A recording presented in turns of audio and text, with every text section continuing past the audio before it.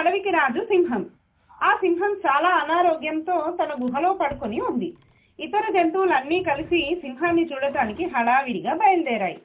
అక్కడికి వచ్చిన జంతువులు సింహానికి తగినంత గౌరవం చూపించకపోయేసరికి సింహానికి చాలా కోపం వచ్చింది. నక్క మాత్రం ఆ జంతువులతో కలిసి సింహాన్ని చూడటానికి వెళ్ళలేదు. అక్కడే ఉన్న తోడేలు ఎప్పుడు నక్క నాకంటే తెలివిపర్రాలు అని ద్వేషిస్తూ ఉంటుంది.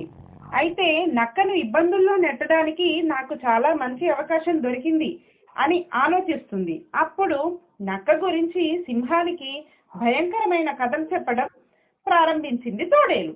ఆ కథల ముగింపు వచ్చేసరికి నక్క అదే సమయానికి అక్కడికి చేరుకుంది. సింహం ఎంత కోపంగా ఉందో అని నక్క అనుకుంటూ ఉంటుంది. ఆగండి అని సింహంతో చెప్పి, ఇక్కడ నిలబడి మాట్లాడే బదులు నేను మీ వ్యాధికి మందు కోసం వెతుకుతున్నాను అని సింహంతో చెబుతుంది. అది నాకు దొరికింది కూడా.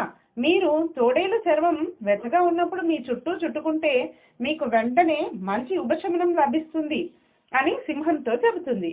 అప్పుడు పెద్ద గర్జనతో సింహం తోడేళ్లను చంపి దాని చర్మాన్ని దాని చుట్టూ ముట్టుకొని పెట్టుకుంటుంది.